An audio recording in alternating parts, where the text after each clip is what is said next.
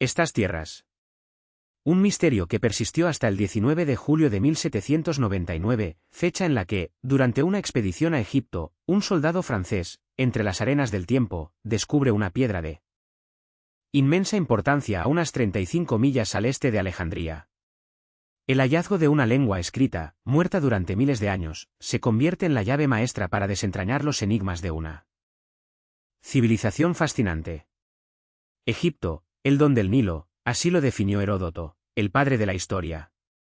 El Nilo, una bendición, una tabla de salvación, proporcionaba el agua vital para el cultivo de las cosechas, permitiendo el florecimiento de la civilización a lo largo de todo el valle, una franja fértil que dividía el territorio en dos y propició un entorno excepcional para el desarrollo de una cultura única. Desde sus orígenes en el Mioceno, el Valle del Nilo fue moldeándose hasta alcanzar su configuración actual. Los recursos geográficos, en una conjunción perfecta, contribuyeron a la formación del Estado. Las inundaciones anuales, un ciclo de vida y muerte, extendían el suelo fértil hacia el este y el oeste, acumulando, a lo largo de siglos, depósitos de limo que, al retirarse las aguas, iniciaban el ciclo agrícola. Egipto se convertía, así, en una de las primeras comunidades agrícolas de la historia de la humanidad. Desde el Paleolítico, se evidencia la producción de flechas, arpones, el cultivo del maíz, el trabajo con pieles curtidas, huesos y cerámica. Las pruebas de carbono 14, herramientas precisas de la arqueología moderna, demuestran que se cultivaba maíz en un silo neolítico en las afueras de Fayum entre 4600 y 4250 a.C. Posteriormente, la gente construyó chozas y cabañas de cañas y barro sólido, sembrando maíz en el fértil lodo de las riberas del Nilo.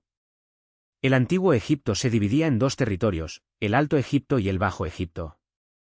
El Bajo Egipto, al norte, donde el Nilo se extendía en una red de brazos hasta formar el delta. Mientras que el Alto Egipto, que se extendía hasta Asuán, se situaba al sur. Ambos reinos se unificaron alrededor del 3000 a.C. bajo el reinado del rey Narmer, aunque cada uno conservó su propia corona, la corona blanca, Edjet, para el Alto Egipto y la corona roja, Desret, para el Bajo Egipto. Como consecuencia, los faraones eran conocidos como los gobernantes de las dos tierras. Luciendo la corona egipcia, una corona doble que simbolizaba su soberanía sobre ambos territorios. El período predinástico en el Antiguo Egipto, anterior a la historia documentada, abarca aproximadamente desde el 6000 hasta el 3150 a.C., abarcando desde el Paleolítico hasta el Neolítico y la fundación de la primera dinastía. A pesar de la ausencia de registros escritos, las excavaciones arqueológicas han desenterrado numerosos objetos que revelan aspectos esenciales de la historia cultural del Valle del Río. La denominación período predinástico se aplica a las regiones o ciudades antiguas donde se descubrieron estos artefactos, no a las culturas que en ellas habitaron. Hacia el 3000 a.C., la salud y la cultura prosperaron en la zona entre Egipto y Nubia, dando lugar a las culturas badariense y Nakadae, alrededor del 10.000 a.C., y a la cultura amratiense. Todas estas sociedades, inicialmente cazadoras-recolectoras, se volvieron gradualmente sedentarias, estableciendo asentamientos permanentes basados en la agricultura. El oasis de Fayum, una cuenca natural al sureste de la meseta de Giza, albergó a la civilización fayumiense entre el 9000 y el 6000 a.C. Esta cultura, establecida en las proximidades de un gran lago, subsistía mediante la agricultura, la caza y la pesca. Los habitantes de Fayum construyeron casas de caña con sótanos subterráneos para almacenar alimentos. La domesticación de ganado vacuno, ovino y caprino, junto al desarrollo de la cestería y la alfarería, indica un progreso considerable. Los jefes tribales, consolidando su poder, lo transmitían a las siguientes generaciones dentro de su familia o unidad tribal. Las comunidades evolucionaron desde pequeñas tribus nómadas hasta grandes agrupaciones de diversas tribus que habitaban la misma región de manera permanente. La cultura fayumiense dio paso a la cultura merinde, entre el 5000 y el 4000 a.C., cuyo nombre deriva de los artefactos descubiertos en el yacimiento homónimo en la orilla occidental del delta del Nilo.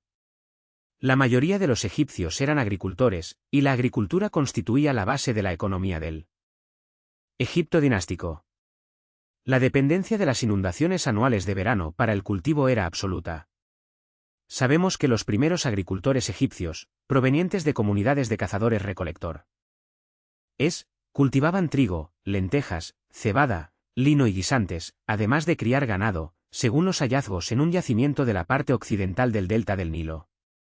Los niveles más antiguos de Merinde, Beni Salame y otros asentamientos de la época neolítica, que evolucionaron entre el 8000 y el 4000 a.C., y la cuenca de Fayum, muestran la importancia del entorno en el desarrollo de la vida agrícola.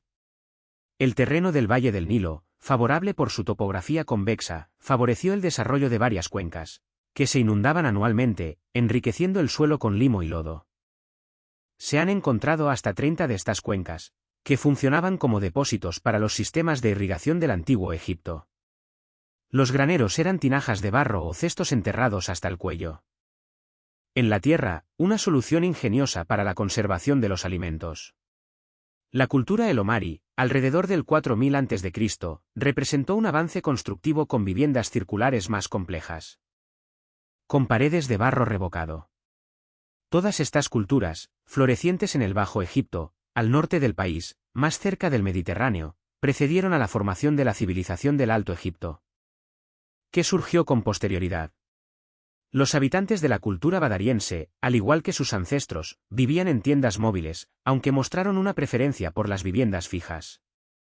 Tras el período badariense, llegó el período amratiense, Nakadai, caracterizado por viviendas más complejas con ventanas y chimeneas, paredes de adobe y cortavientos en la entrada principal. La práctica de la momificación comenzó alrededor del 3500 a.C., aunque inicialmente se dejaban objetos funerarios junto al difunto. A estos avances contribuyó la cultura Nakada II, entre el 3500 y el 3200 a.C., que impulsó el comercio con otras regiones, generando cambios culturales y artísticos. Las casas se construían con ladrillos de adobe secados al sol, y las más opulentas incluían patios. Un elemento que se volvería común en las viviendas egipcias. Abidos, al norte de Nakada, se convirtió en un importante lugar de enterramiento, construyéndose enormes tumbas que formaron una necrópolis, una auténtica ciudad de los muertos. Inicialmente construidas con ladrillos de barro, las tumbas se empezaron a construir posteriormente con enormes bloques de piedra caliza finamente tallada. Con el tiempo, Abidos se convertiría en el lugar de enterramiento de los gobernantes de Egipto, aunque las evidencias muestran que personas de todas las clases sociales eran enterradas allí, con ofrendas funerarias que conmemoraban su memoria. En esta época, las ciudades de Hieracómpolis y Nequén se consideraban antiguas, mientras que Tinis, Nakada y Nequén experimentaban un rápido desarrollo. El alfabeto jeroglífico, inventado entre el 3400 y el 3200 a.C., se usaba para mantener registros, aunque por el momento no se han descubierto frases completas de este periodo. Los ejemplos más antiguos de escritura egipcia provienen de Abidos, hallados en cerámica, sellos de arcilla y objetos de hueso y marfil. No se encuentran oraciones completas hasta la época del rey Perisen, en la segunda dinastía, 500 años después. Este periodo desembocó en el Nakada III, entre el 3200 y el 3150 a.C. Tras Nakada III, comienza el periodo dinástico temprano y la historia. Haber traído la paz a Egipto tras su breve ascenso al trono, aunque la inestabilidad y las rebeliones marcaron su reinado. Raneb, también conocido como Nebra, fue el primero en vincular su nombre al de los dioses, creando un vínculo entre el monarca y lo divino. No existe una explicación concluyente para la decisión de Sen.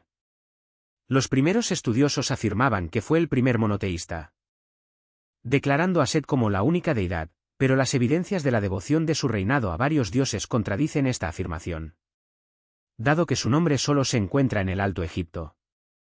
Es posible que optara por aliarse con Set por razones políticas, para distinguirse de la religión de Horus del Bajo Egipto. Sea como fuere, se le considera un buen monarca, ya que el comercio, la economía, la práctica religiosa y las artes prosperaron durante su reinado. Sen fue sucedido por Khase-Kemwy, probablemente su hijo, quien continuó los proyectos de construcción de su predecesor. Y se cree que volvió a poner las dos regiones de Egipto bajo control central, o al menos reforzó la unificación. Sus obras más famosas incluyen las estatuas de Hieracómpolis y Abidos, así como su papel como padre del faraón. La tercera dinastía egipcia comienza con el rey Djoser, más conocido por su pirámide escalonada de Saqqara. La cronología de Manetón es confusa en cuanto a quién era Sanak, si gobernó en la tercera dinastía e incluso su nombre, ya que solo se conoce por la lista de monarcas de Abidos, el papiro de Turín y dos relieves descubiertos en la tumba Mastaba. Número K2 de la necrópolis de Beit Kayaf. Djoser erigió tantos monumentos que los historiadores han supuesto que su mandato se extendió al menos 20 años. Emprendió campañas militares en el Sinaí. Mantuvo la unidad egipcia, lo que resultó en la estabilidad necesaria para sus proyectos de construcción y el crecimiento de las artes. La pirámide escalonada de Djoser en Saqqara es la primera pirámide reconocida de Egipto, diseñada por su arquitecto Imhotep. Imhotep, visir, sabio, arquitecto, astrólogo y ministro principal de Djoser, faraón de la tercera dinastía egipcia. Fue deificado posteriormente y venerado como dios de la medicina en Egipto y Grecia, asociado con Asclepio, la deidad griega de la medicina. Se cree que diseñó la pirámide escalonada de la necrópolis de Menfis en Saqqara. Esta pirámide de 6 escalones es el monumento de piedra más antiguo del mundo. Una inscripción con su nombre en una estatua de Djoser, descubierta cerca de la pirámide de Saqqara, testimonia su alto estatus en la corte de Djoser. La inscripción incluye títulos como líder de los escultores y jefe de los videntes. Los documentos históricos que describen la sociedad y la medicina egipcias a lo largo del reino antiguo demuestran que el principal mago de la corte del faraón a menudo ejercía como médico jefe de la nación. La pirámide escalonada comenzó como un monumento mastaba básico, con una cima plana y lados inclinados, similar a muchas tumbas de dinastías anteriores. Imhotep, sin embargo, tenía planes más ambiciosos para la morada eterna de su rey. La pirámide escalonada es una sucesión de mastabas apiladas unas sobre otras, cada escalón ligeramente más pequeño que el inferior, para crear una forma piramidal. Las mastabas anteriores se hacían con ladrillos de arcilla, pero la pirámide escalonada se hizo con losas de piedra, con motivos tallados de árboles y cañas. Una vez terminada, la pirámide escalonada medía 62 metros de altura, convirtiéndola en la edificación más alta de su época. Para disuadir a los ladrones y proteger el cadáver y el ajuar funerario del rey, las cámaras reales de la tumba se excavaron bajo los cimientos, como un laberinto de pasadizos con habitaciones fuera de los pasillos. Sin embargo, esta estrategia no funcionó, ya que la tumba fue despojada de todos sus objetos de valor, incluyendo el cadáver del rey. En la antigüedad, solo se descubrió su pie en la tumba. No obstante, el diseño y la construcción de la pirámide escalonada personifican el genio y la visión de los constructores de la tercera dinastía, quienes posteriormente levantarían la pirámide de Medum y la pirámide en capas, entre otras estructuras y santuarios. Estos primeros visionarios sentaron las bases de las posteriores pirámides reales de la cuarta dinastía, que han cautivado a la gente durante milenios. El reino antiguo de Egipto, también conocido como la era de las pirámides o la era de los constructores de pirámides, abarca la gran cuarta dinastía, durante la cual Sneferu dominó el arte de la construcción de pirámides y se construyeron las pirámides de Giza, bajo los reinados de Keops, Kefren y Micerinos. Los documentos históricos de esta época, dinastías 4b de Egipto, son escasos, y los historiadores consideran que la historia de la época está escrita en piedra. Principalmente arquitectónica, en el sentido de que los estudiosos han podido reconstruir una historia a través de las estatuas y sus inscripciones.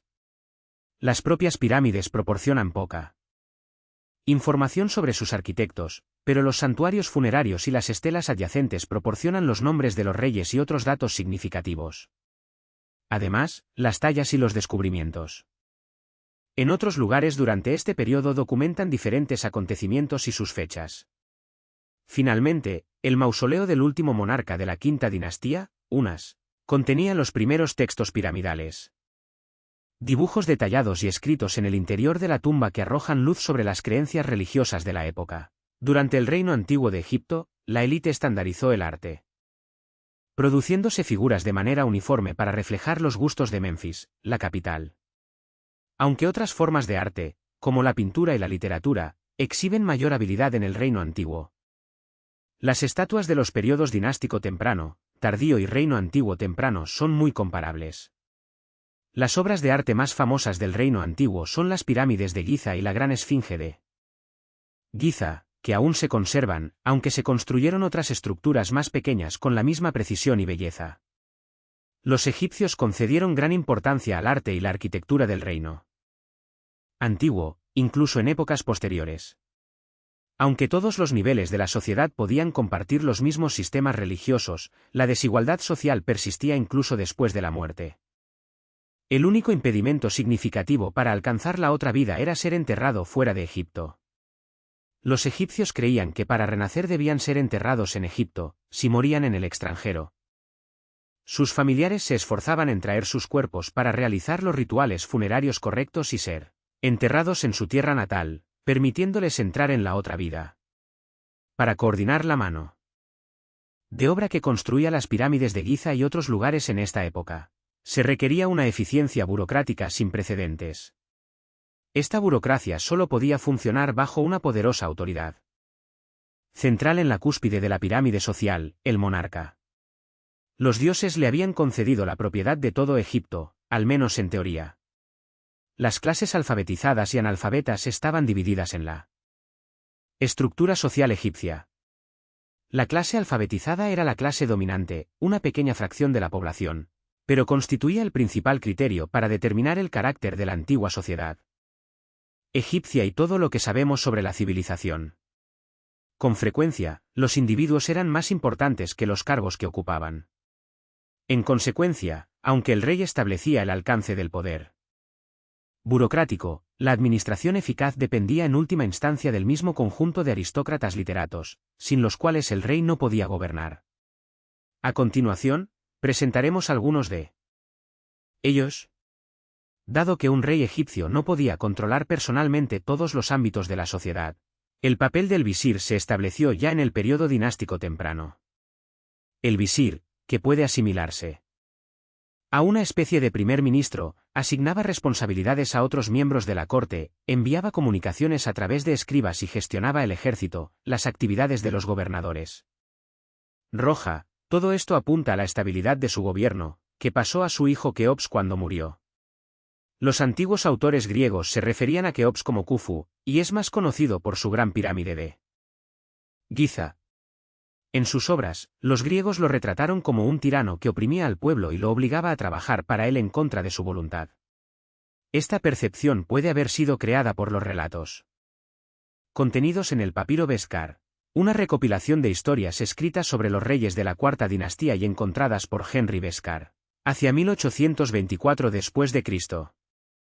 El papiro contiene 4 relatos narrados por los hijos de Keops, incluyendo uno en el que el rey Keops convoca a un hechicero que afirma ser capaz de reconectar una cabeza decapitada a un cuerpo. Algunos académicos interpretan sus acciones y la solicitud de una demostración como maliciosas o descuidadas. Durante el reinado de Keops, Egipto se enriqueció aún más gracias a sus batallas militares contra Nubia y Libia, así como a sus lucrativos acuerdos comerciales con ciudades como Biblos. También invirtió en innovaciones agrícolas para mejorar las condiciones de vida de su pueblo durante su reinado. La primera presa documentada del mundo se construyó en Wadi al-Garawi, una cadena montañosa al oeste de la actual Elban. Esta presa mejoró significativamente la disponibilidad de agua para las granjas y otros lugares de la ciudad, impulsando la productividad agrícola y la economía local. Su impacto trascendió la mera mejora del riego, representando un avance tecnológico crucial para la época y sentando las bases para futuras infraestructuras hidráulicas. La planificación y ejecución de este proyecto revelan un nivel de organización y conocimiento de ingeniería notablemente avanzado para su tiempo. La colaboración entre ingenieros, trabajadores y la administración demuestra una capacidad de gestión eficiente de recursos, crucial para el éxito de la empresa. Podemos imaginarnos a los ingenieros supervisando la construcción, los trabajadores realizando las arduas tareas de excavación y transporte de materiales, y la administración asegurando el suministro de los mismos y la Coordinación del proyecto en general. La construcción de la presa no solo solucionó un problema inmediato, sino que representó una inversión a largo plazo en el bienestar del pueblo. La pirámide de Giza, la última de las antiguas 7 maravillas del mundo y un emblema inigualable de Egipto, se alza imponente en la meseta de Giza, próxima a la moderna ciudad de El Cairo. Su construcción, que se prolongó durante 20 años bajo el gobierno de Kefren, Sik, es en sí misma un testimonio de la capacidad organizativa y de la maestría ingenieril de los antiguos egipcios.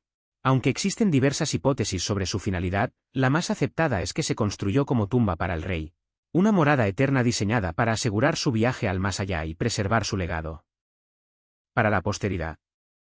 Esta monumental estructura, con sus intrincados pasadizos, pozos y cámaras, representa una compleja red de espacios con un significado simbólico profundo y una función aún no totalmente desvelada por la investigación arqueológica. La precisión en su orientación hacia los puntos cardinales sigue siendo un enigma que alimenta el interés y la investigación científica. El misterio que envuelve su construcción ha sido objeto de numerosos debates entre historiadores y egiptólogos. Si bien la hipótesis de rampas externas para el transporte de bloques de piedra ha sido ampliamente discutida, la evidencia arqueológica cada vez más abundante sugiere que los antiguos egipcios emplearon técnicas de construcción más sofisticadas y eficientes de lo que se había creído inicialmente. Es posible que estas técnicas, comunes en su época, no fueran registradas por carecer de la necesidad de documentar métodos ya ampliamente conocidos y aplicados en la construcción de otras edificaciones. Sin embargo, la complejidad de los pasadizos internos, los pozos y las cámaras, así como la cercanía al pozo de Osiris, mantienen viva la especulación sobre los métodos empleados.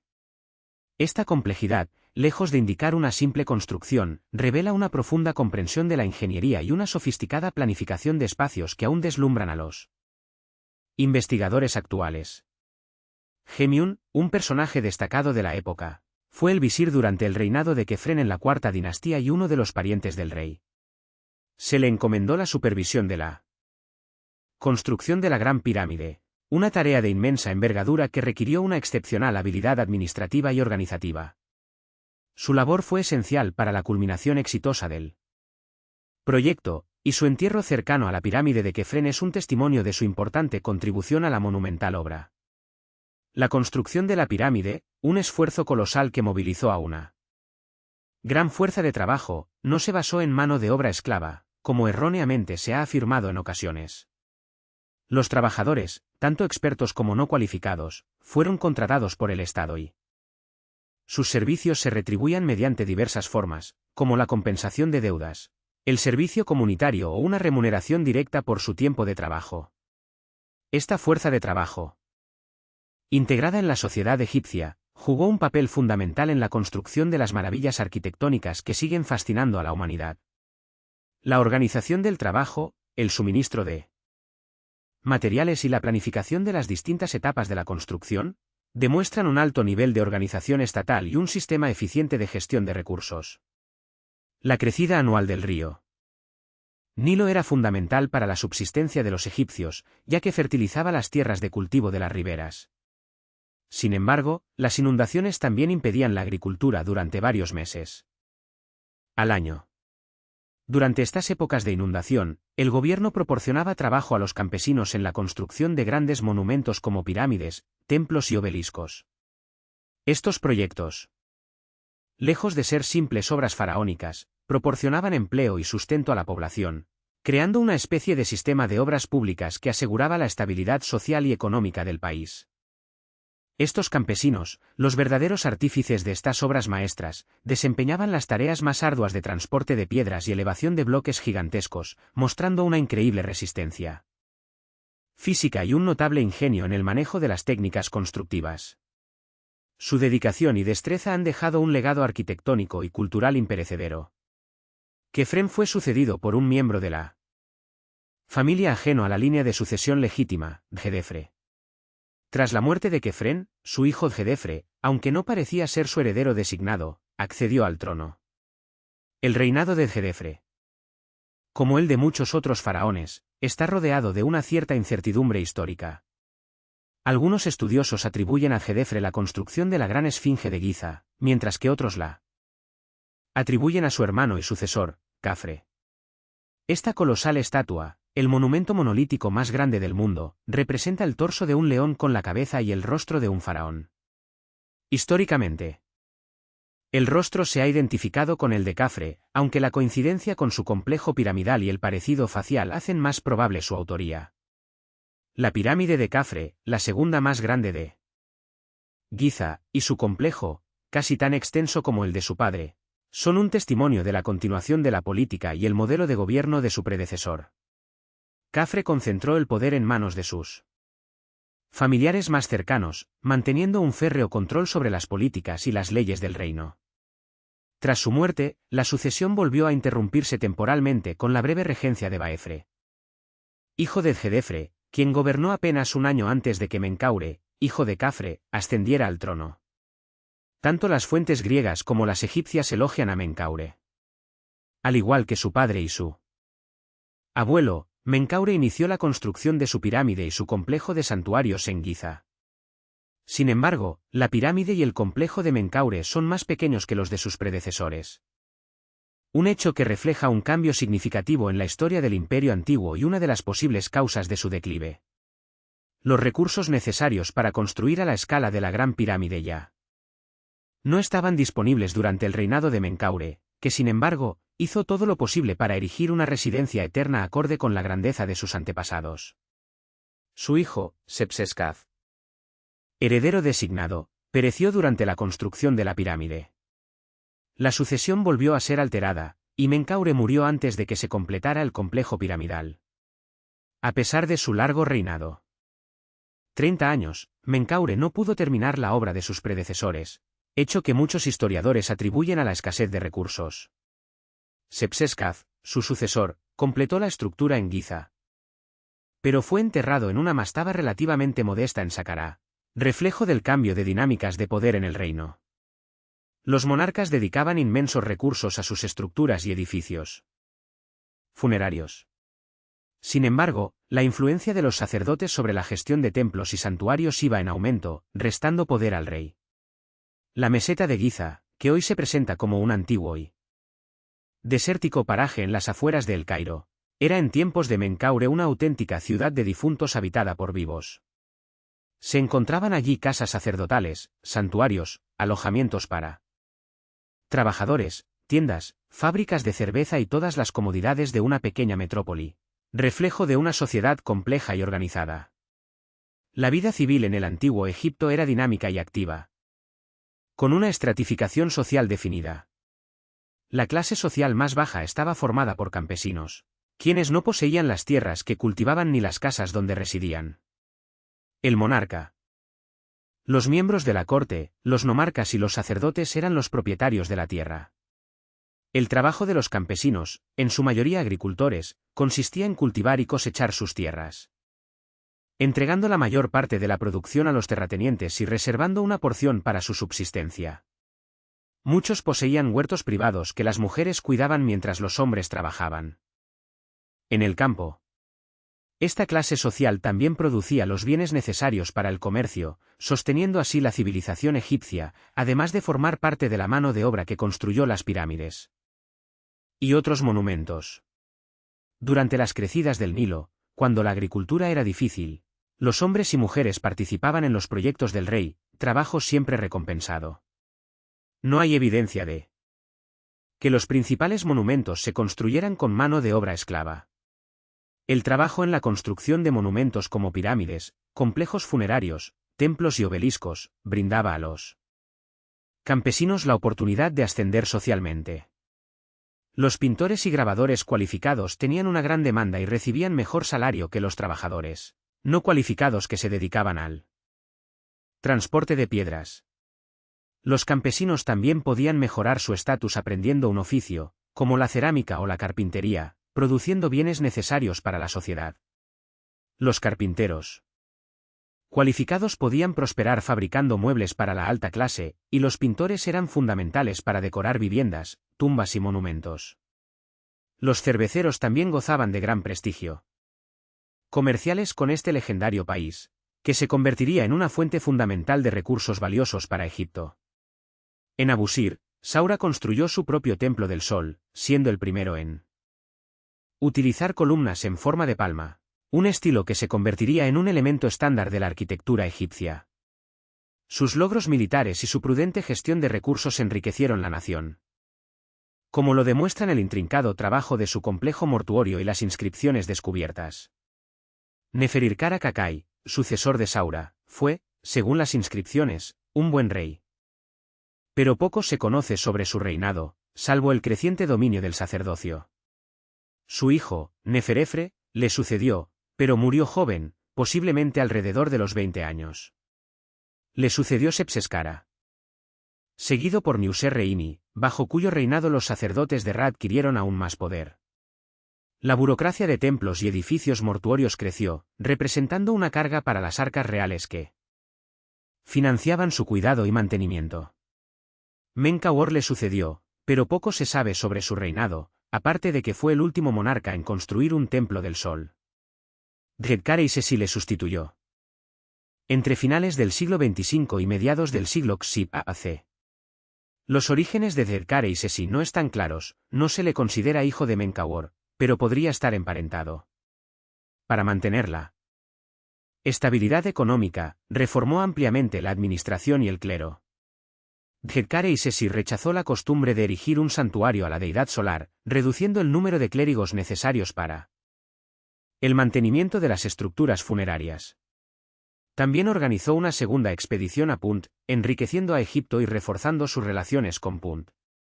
Sin embargo, lo más importante de su reinado fue la descentralización del gobierno con sede en Memphis, otorgando más poder a las autoridades locales.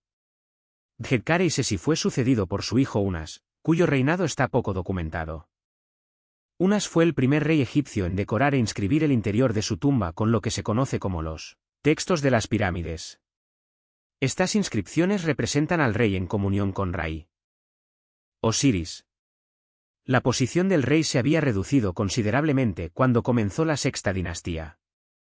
Los funcionarios y burócratas locales construyeron tumbas más elaboradas que las de los nobles. Tete. El primer monarca de la sexta dinastía fue asesinado por sus guardaespaldas, un hecho inconcebible en épocas anteriores. Fue sucedido por Userkara, que podría haber participado en el plan de asesinato. Su reinado fue breve, sucedido por Pepi, y durante el cual los nomarcas ganaron autoridad. A finales del Imperio Antiguo, el poder político se había fragmentado y el sistema estaba descentralizado. La restauración del poder central fue un largo proceso que se extendió hasta la 12ª dinastía. Debido a la descomposición del poder central, la autoridad política pasó a manos de los nomarcas. Este patrón persistió durante los reinados de Merenrenentiemsaf y Neferkare-Pepi II, quien ascendió al trono siendo un niño y murió anciano, reinando casi un siglo. Durante el largo gobierno de ayudar al resto de la nación. Con el fin de la sexta dinastía, Egipto descendía gradualmente hacia el primer periodo intermedio. El primer periodo intermedio se caracteriza por el aumento de la autoridad de los administradores provinciales y la disminución del poder del gobierno central en Memphis. Las grandes estructuras del Imperio Antiguo, a la escala de las pirámides de Giza, dejaron de construirse debido a la falta de un gobierno central fuerte que las ordenara y financiara. La imagen cultural del primer periodo intermedio no es de una época caótica y oscura, sino de un modelo social y político diferente. La escasez de información sobre los reyes de las dinastías 7 y 8 atestigua su ineficacia. La antigua ciudad de Memphis fue abandonada. Gobernantes que se consideraban herederos de los reyes del Imperio Antiguo tomaron Heracleópolis como su centro, proclamándose los verdaderos reyes de Egipto. Intef, un nomarca tebano, alcanzó prominencia en Tebas hacia el 2125 a.C., oponiéndose a la autoridad de los reyes de Heracleópolis. Intef instauró la 11ª dinastía e impulsó la unidad del país durante el Reino Medio. Conocido como Intef el Poderoso, se erigió un monumento en su honor en el templo de Deir el-Bahari. Esto marcó el inicio del Reino Medio. Aunque Mentuhot II fue conocido como el segundo Menes que unió Egipto, el camino hacia esa unidad fue trazado por Intef y sus sucesores. Mentuhot I, hacia el 2015 a.C., siguió el camino de Intefi, conquistando los nomos vecinos de Tebas desconocidas y estableció su sede en Ittagui, al sur de Memphis. Senusret, y 1971 a 1926 a.C., sucesor de Amenemhat, y mejoró las infraestructuras del país e inició grandes proyectos de construcción. Como un templo a Amón en Karnak. Amenemhat ya había restringido la autoridad de nomarcas y sacerdotes locales, otorgando el poder solo a los de mayor confianza. Senusreti continuó esta estrategia. La administración de la decimosegunda dinastía era eficiente, manteniendo la riqueza centralizada en el monarca, permitiendo el desarrollo y la prosperidad de las distintas regiones sin dejar que se volvieran. De la 18ª dinastía que gobernaba el 15º nomo del Alto Egipto, muestra en su tumba una escena fascinante: el transporte de un monumento de 6,8 metros de altura por 172 personas usando cuerdas. Aunque ninguno de sus reyes tuvo el poder personal de sus predecesores. Según documentos incompletos, el Bajo Egipto empezó a desarrollar sus propios grupos políticos. Esta época comienza cuando los gobernantes de la 13ª dinastía trasladan la capital de Ittagui a Tebas, la antigua capital de finales de la 12ª dinastía en el Alto Egipto, debilitando así su control sobre él. Incierto, se han propuesto diversas hipótesis, incluyendo la posibilidad de que fueran refugiados que huían de una invasión desde Asia. La hipótesis de una invasión nórdica ha sido descartada. Al igual que la afirmación de que los egipcios se referían a ellos como asiáticos, término utilizado para designar a cualquiera que se encontrara más allá de la frontera oriental del país. Desde el Levante hasta Mesopotamia. A finales de la 13ª dinastía, el monarca egipcio dejó de abastecer las fortificaciones fronterizas en Nubia, sin enviar más soldados. Las tropas ya estacionadas en los fuertes nunca regresaron a Egipto, estableciéndose allí permanentemente. Estas tropas actuaban como intermediarios comerciales entre Tebas y el reino de Kush. A medida que la 13ª dinastía descuidaba los asuntos del sur, al igual que en el norte, el reino de Kush se convirtió en una potencia centralizada con capital en Kerma. Algunas de las antiguas fortificaciones egipcias a lo largo de la frontera fueron destruidas, presumiblemente durante un asalto, aunque esto no está claro. Lo que sí es evidente es que, a medida que el gobierno egipcio y Tebas desatendieron la influencia de Kush en el sur, el poder de Kush aumentó y la frontera se volvió más porosa.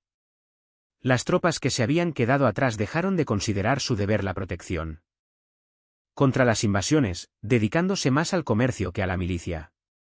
En esta etapa, los monarcas documentados para la última parte de las dinastías 13 y 15 no son egipcios, o al menos no tienen. Lanzó un gran ataque contra los Hyksos, destruyendo Avaris. El relato de la matanza, que afirma que el ataque fue tan rápido y terrible que dejó estériles a las mujeres Hyksos y destruyó la ciudad. Amose, hijo de Ivana, un soldado que luchó bajo las órdenes del rey Amose, describiendo la devastación de Avaris y la retirada de los Hyksos restantes a Sarún y la región de Palestina. Amose sitió esta ciudad durante 6 años hasta que los Hyksos huyeron a Asiria, aunque se desconoce su destino posterior. Amose no solo estableció la 18ª dinastía, sino que también inició el nuevo reino de Egipto, la era del Imperio egipcio. Los Hyksos fueron responsables de la formación de un ejército egipcio profesional de conquista, ya que Amose y sus sucesores se aseguraron de que ninguna nación extranjera volviera a obtener tal dominio en su tierra. El triunfo que se convertiría en el nuevo reino, un periodo de prosperidad y éxito sin precedentes en Egipto, es el legado del segundo periodo intermedio. La 18ª dinastía de Egipto, establecida por Amose, construiría algunos de los monumentos más renombrados y memorables desde las pirámides del reino antiguo y expandiría las fronteras de Egipto hasta convertirlo en un imperio. Amose se dio cuenta de que los Hyksos habían podido establecerse con tanta seguridad porque los monarcas egipcios anteriores se lo habían permitido. En consecuencia, optó por establecer zonas protegidas alrededor de las fronteras de Egipto y fortificar asentamientos abandonados en lugares estratégicos para proteger a la nación.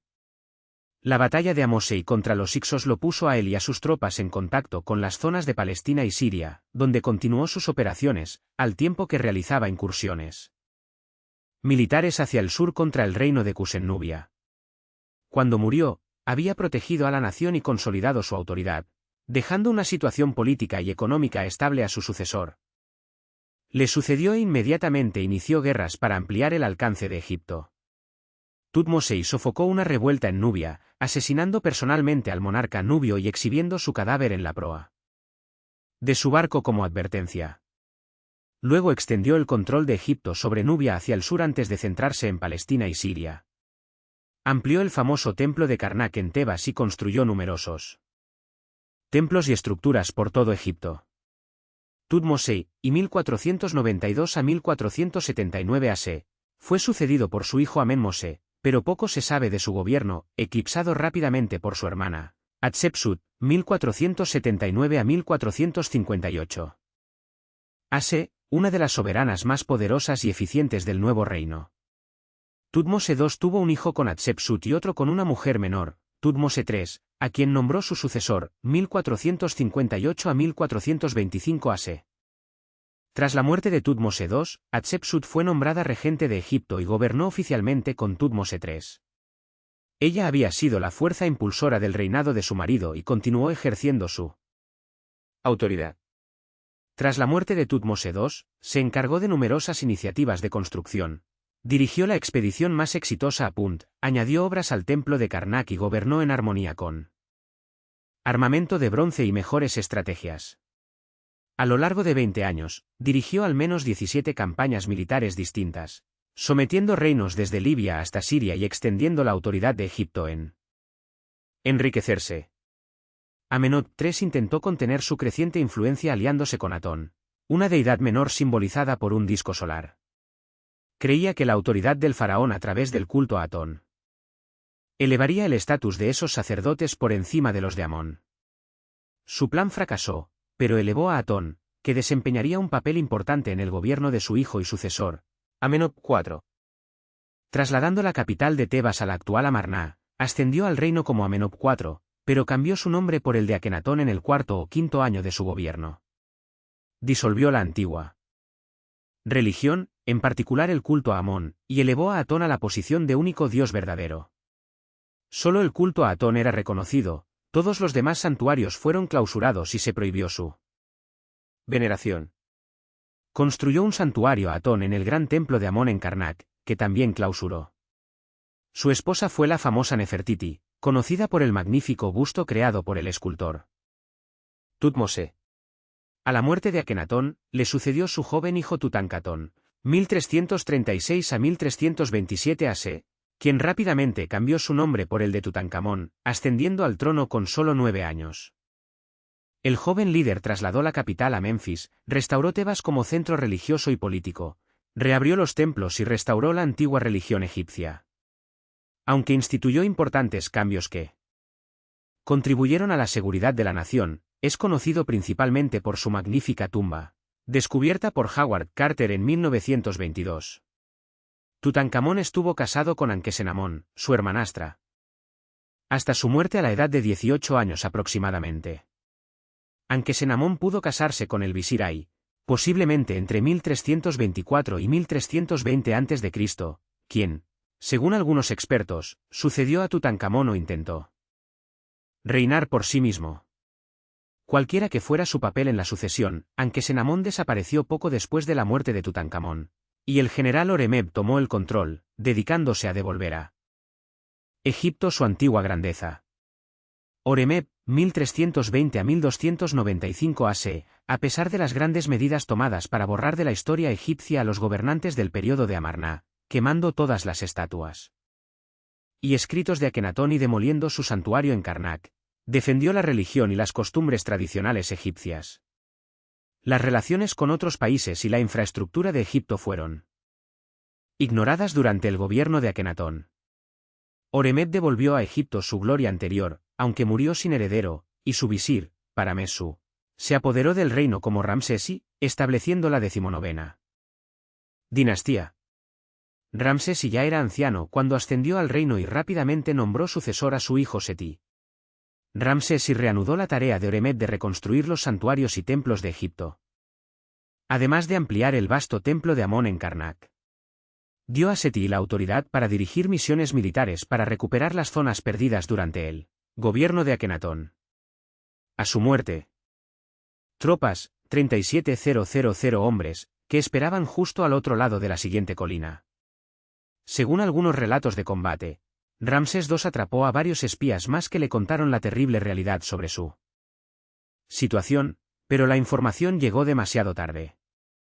Ramsés II se había separado del resto de su ejército en su prisa por apoderarse de Cadés y había derrotado al gobernante hitita justo cuando los carros hititas se abalanzaban sobre su campamento.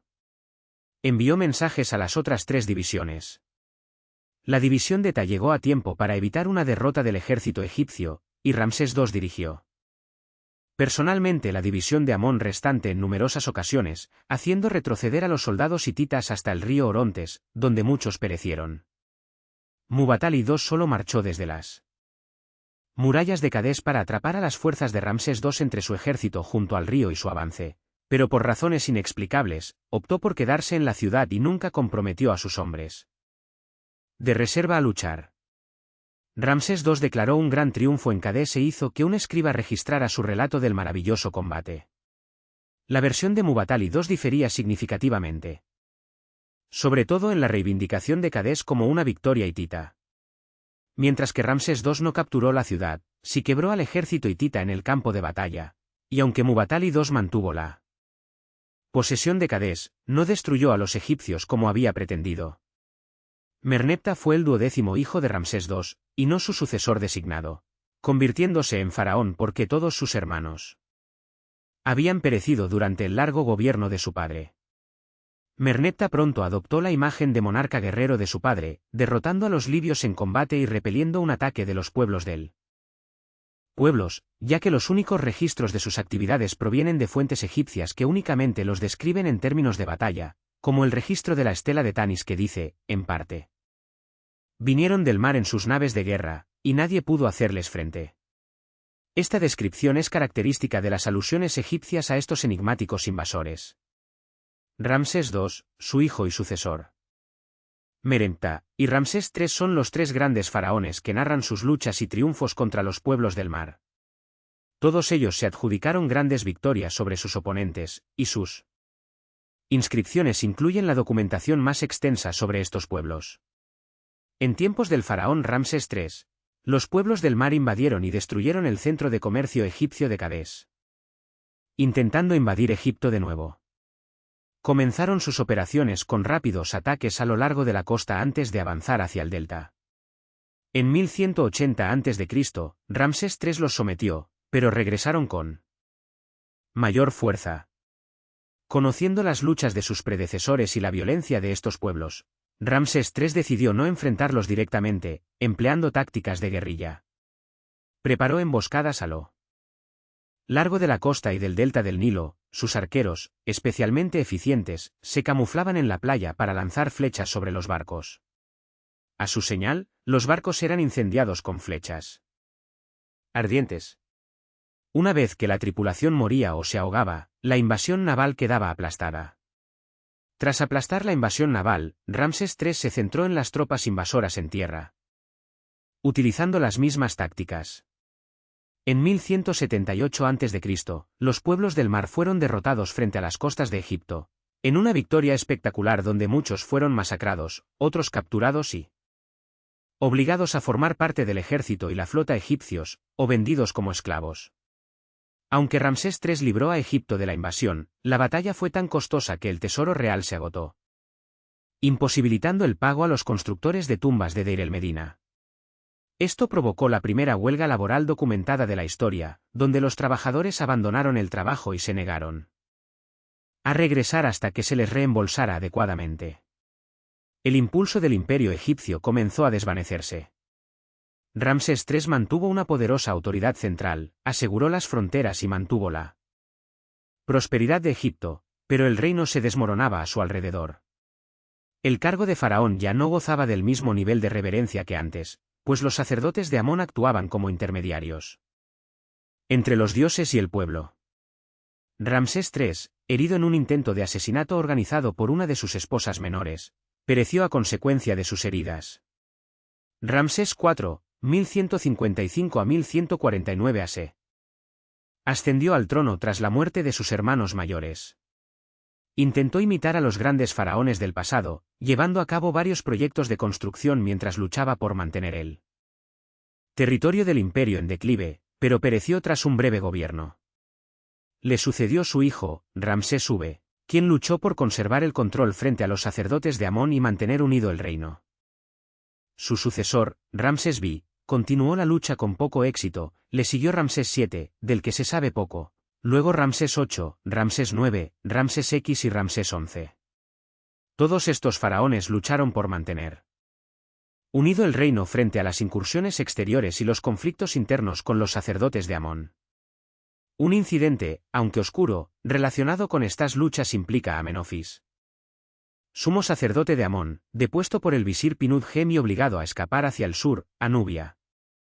Lo que sí queda claro es que los sacerdotes de Amón conservaron un enorme poder y, finalmente, alcanzaron el trono de Egipto, gobernando el país.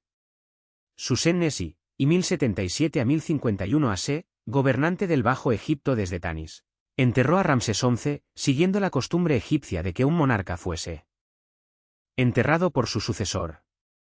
Susen-Nesi hizo valer su derecho legal a gobernar, trasladando la capital de Pi-Ramsés a Tanis. Sin embargo, para entonces, los sacerdotes de Tebas se habían fortalecido lo suficiente como para hacer valer su autoridad, dividiendo la nación entre el control de Tanis sobre el Bajo Egipto y el de Tebas sobre el Alto Egipto. Contrariamente a la creencia popular, esta división no desembocó en un conflicto civil ni en luchas internas. Susen-Nesi era lo suficientemente fuerte como para hacerse notar, pero solo controlaba el Bajo Egipto, y ni siquiera gran parte de él. Gobernó más o menos en la misma época que el sumo sacerdote de Tebas, Erior, quien reinó entre 1080 y 1074 a.C., aproximadamente. Erior fue general de las tropas, como todos los sumos sacerdotes de Amón, pero tuvo poca repercusión fuera de Tebas. Este sería el modelo dominante durante la mayor parte del tercer periodo intermedio. Los nomarcas individuales se fortalecieron a costa del gobierno central, como en el primer periodo intermedio, y tanto Tanis como Tebas no llegaron a ejercer una influencia importante sobre la nación en general. La 21 dinastía, que gobernó públicamente bajo títulos libios, fue establecida por Esmendes, 1069 a 1043 a.C., tras unificar Egipto y emprender operaciones bélicas que recordaban los días del imperio egipcio.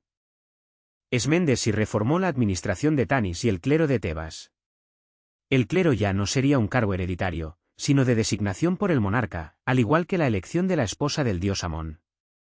Sus operaciones militares revitalizaron la economía de Egipto, acercándose la nación al Egipto del Reino Nuevo.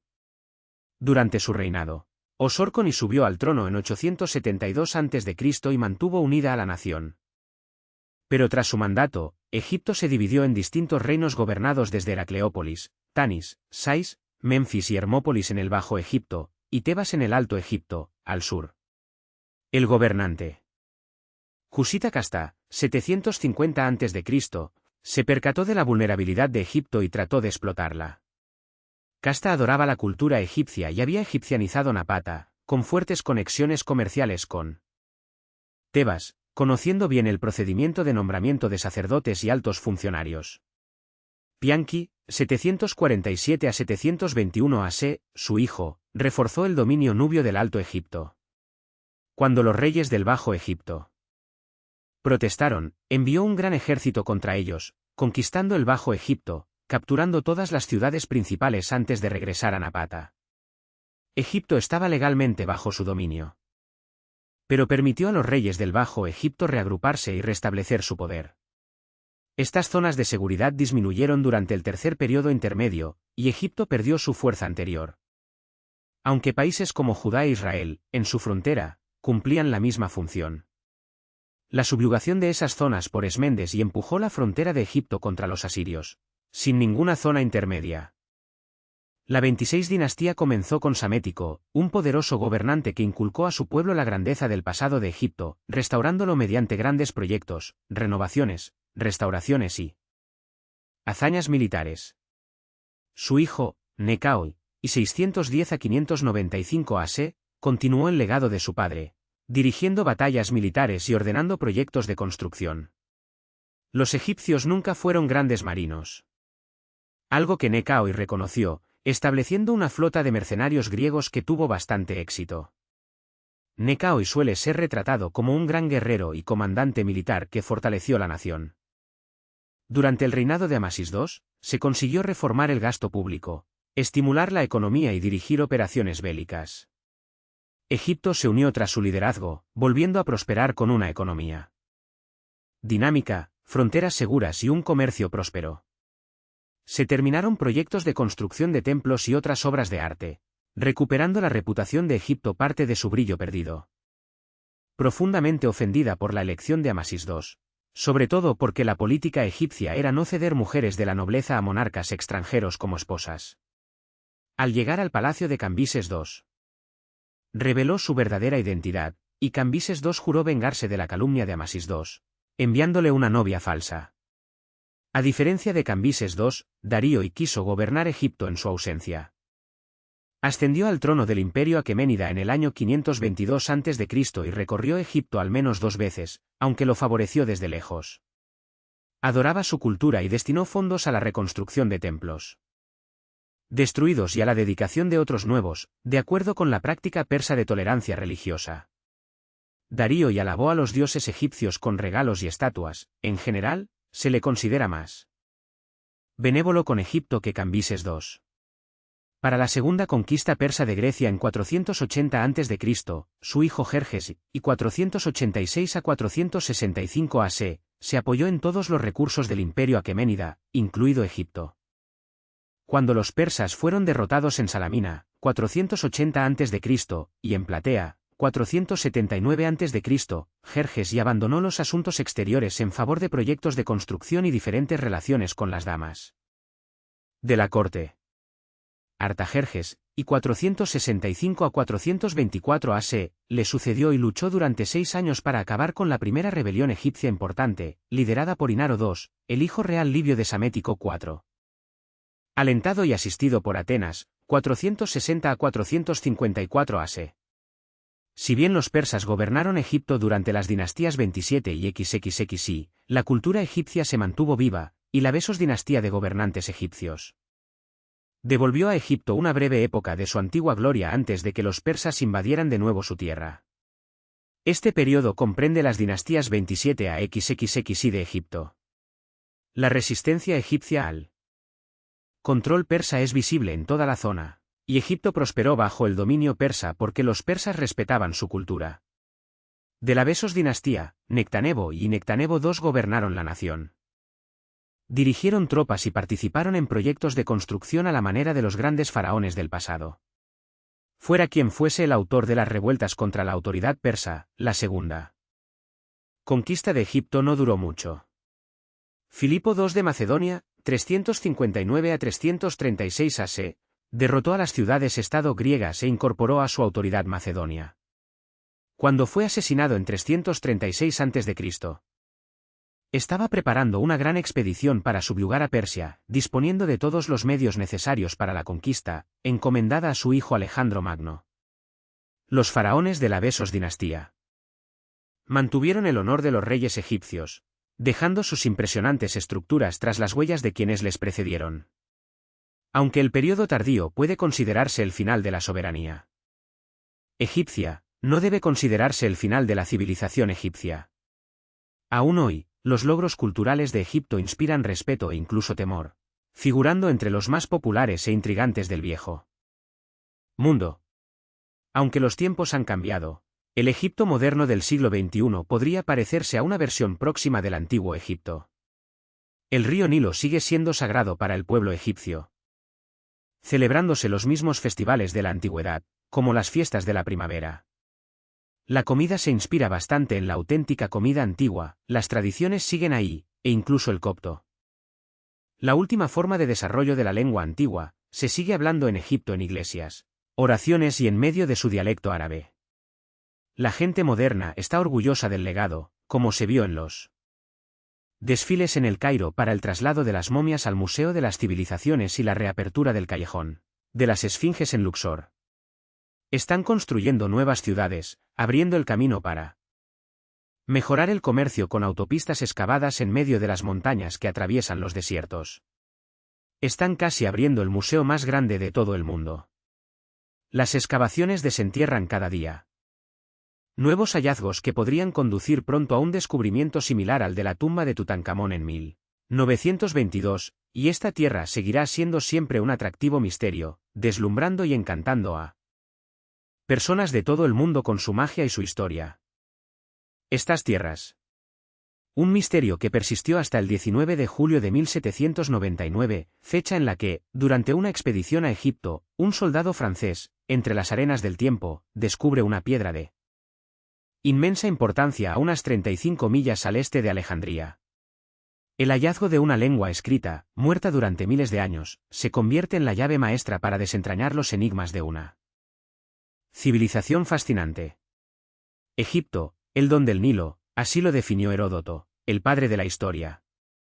El Nilo, una bendición, una tabla de salvación, proporcionaba el agua vital para el cultivo de las cosechas, permitiendo el florecimiento de la civilización a lo largo de todo el valle, una franja fértil que dividía el territorio en dos y propició un entorno excepcional para el desarrollo de una cultura única. Desde sus orígenes en el Mioceno, el Valle del Nilo fue moldeándose hasta alcanzar su configuración actual.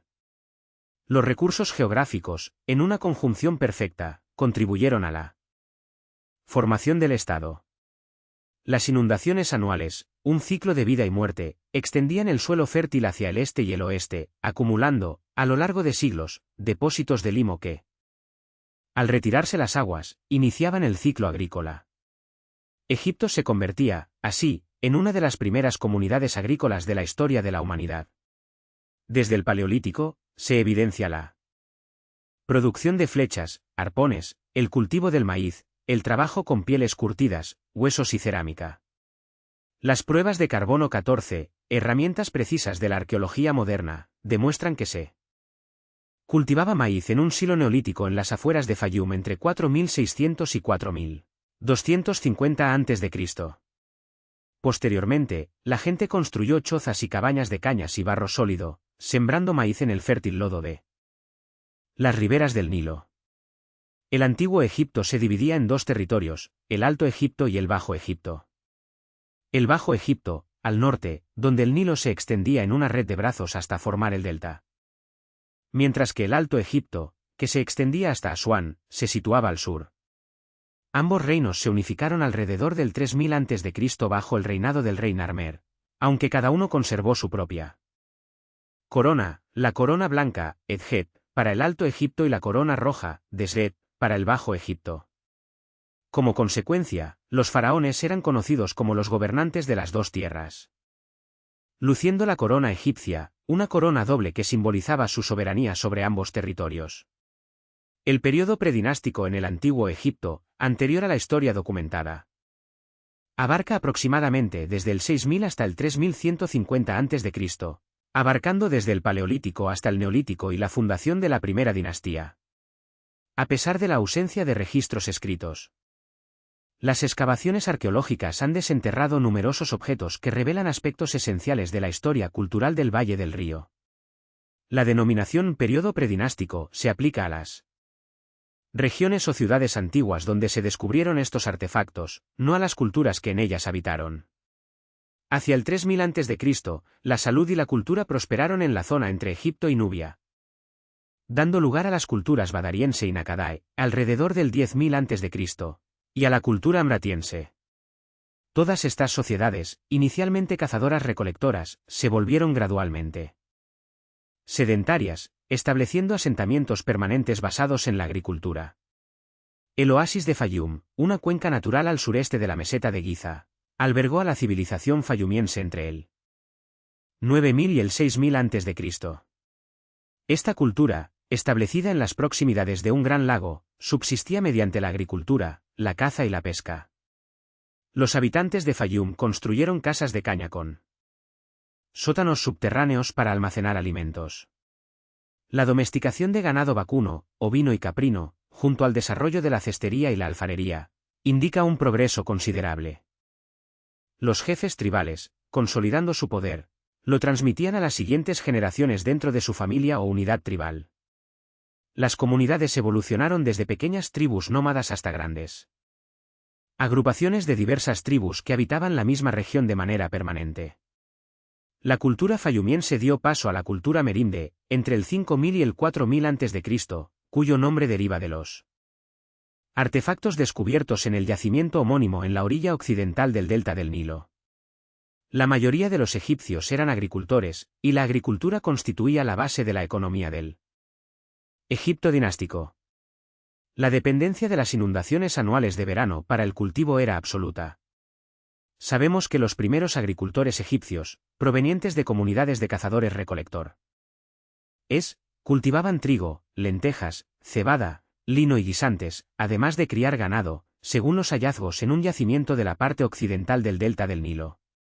Los niveles más antiguos de Merinde, Beni Salame y otros asentamientos de la época neolítica, que evolucionaron entre el 8000 y el 4000 a.C., y la cuenca de Fayum, muestran la importancia del entorno en el desarrollo de la vida agrícola. El terreno del Valle del Nilo, favorable por su topografía convexa, favoreció el desarrollo de varias cuencas, que se inundaban anualmente, enriqueciendo el suelo con limo y lodo. Se han encontrado hasta 30 de estas cuencas, que funcionaban como depósitos para los sistemas de irrigación del antiguo Egipto. Los graneros eran tinajas de barro o cestos enterrados hasta el cuello. En la tierra, una solución ingeniosa para la conservación de los alimentos. La cultura elomari, alrededor del 4000 a.C., representó un avance constructivo con viviendas circulares más complejas, con paredes de barro revocado. Todas estas culturas, florecientes en el Bajo Egipto, al norte del país, más cerca del Mediterráneo, precedieron a la formación de la civilización del Alto Egipto, que surgió con posterioridad. Los habitantes de la cultura badariense, al igual que sus ancestros, vivían en tiendas móviles, aunque mostraron una preferencia por las viviendas fijas. Tras el período badariense, llegó el período amratiense, Nakadai, caracterizado por viviendas más complejas con ventanas y chimeneas, paredes de adobe y cortavientos en la entrada principal. La práctica de la momificación comenzó alrededor del 3500 a.C., aunque inicialmente se dejaban objetos funerarios junto al difunto. A estos avances contribuyó la cultura Nakada II, entre el 3500 y el 3200 a.C., que impulsó el comercio con otras regiones, generando cambios culturales y artísticos. Las casas se construían con ladrillos de adobe secados al sol, y las más opulentas incluían patios. Un elemento que se volvería común en las viviendas egipcias. Abidos, al norte de Nakada, se convirtió en un importante lugar de enterramiento, construyéndose enormes tumbas que formaron una necrópolis, una auténtica ciudad de los muertos. Inicialmente construidas con ladrillos de barro, las tumbas se empezaron a construir posteriormente con enormes bloques de piedra caliza finamente tallada.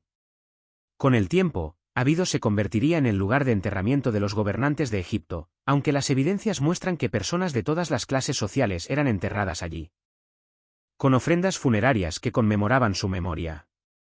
En esta época, las ciudades de Hieracómpolis y Nequén se consideraban antiguas, mientras que Tinis, Nakada y Nequén experimentaban un rápido desarrollo. El alfabeto jeroglífico, inventado entre el 3400 y el 3200 a.C., se usaba para mantener registros, aunque por el momento no se han descubierto frases completas de este periodo. Los ejemplos más antiguos de escritura egipcia provienen de Abidos, hallados en cerámica, sellos de arcilla y objetos de hueso y marfil. No se encuentran oraciones completas hasta la época del rey Perisen, en la segunda dinastía, 500 años después. Este periodo desembocó en el Nakada III, entre el 3200 y el 3150 a.C. Tras Nakada III, comienza el periodo dinástico temprano y la historia. Haber traído la paz a Egipto tras su breve ascenso al trono, aunque la inestabilidad y las rebeliones marcaron su reinado. Raneb, también conocido como Nebra, fue el primero en vincular su nombre al de los dioses, creando un vínculo entre el monarca y lo divino. No existe una explicación concluyente para la decisión de Sen.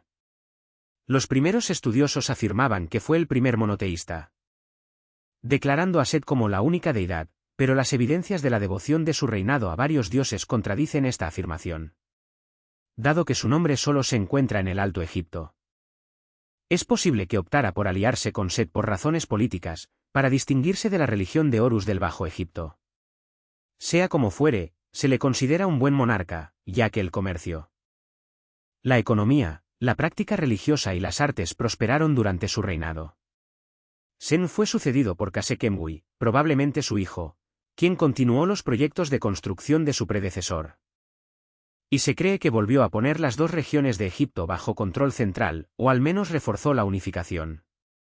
Sus obras más famosas incluyen las estatuas de Hieracómpolis y Abidos, así como su papel como padre del faraón. La tercera dinastía egipcia comienza con el rey Djoser, más conocido por su pirámide escalonada de Saqqara. La cronología de Manetón es confusa en cuanto a quién era Sanak, si gobernó en la tercera dinastía e incluso su nombre, ya que solo se conoce por la lista de monarcas de Abidos, el papiro de Turín y dos relieves descubiertos en la tumba Mastaba. Número K2 de la necrópolis de Beit Kaya.